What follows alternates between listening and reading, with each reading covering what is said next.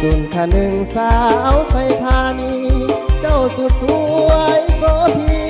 สมที่เขาลือเขาสาผู้สาวทินใดใกล้ๆขนาดมายังพ่ายแพ้กาลาเนื้อคำเขาก้าวผ่านสาวใส่น้ำเงินอายบ่ลืมวาจา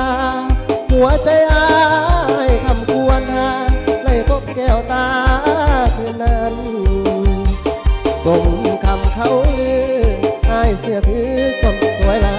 วันทั้งหัวพานผิวพันคอยยิ้มก็หวานสาวหานเหือนแค่อาชีพทำนาหาปลาอยู่ตามสายทางว่าจะน้องนอนวางให้ฟังสถานดวงแห่งอิ่มนางสักส่วนแด่ควรผู้คนมาแหวกหยุดปากกาเหมือนแค่น้ำกินแค่สาวใส่ธานีเมื่อยามจะจากอายอะไรเหมือนแค่หากใจน้องว่าเปลี่ยนแปลงจะบอกพ่อแม่มาขอทันทียานบุญบ่สมหลงคาดมสาวใส่ธานีได้แฟนสวยน้ำใจดีถือใจดีสาวหานเมือนแค่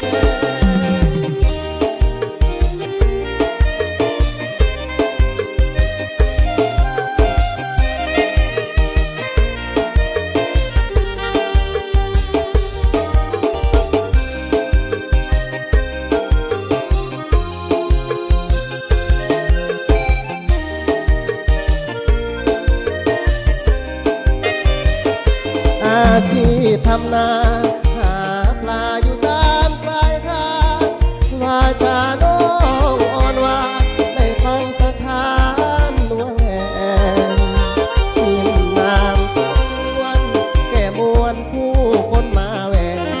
หยุดพักการเห็นแค่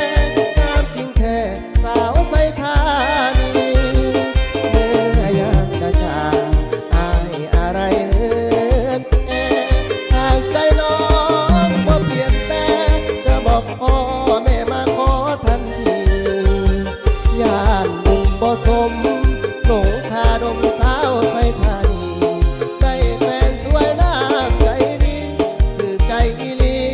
สาวหานเฮือนแท้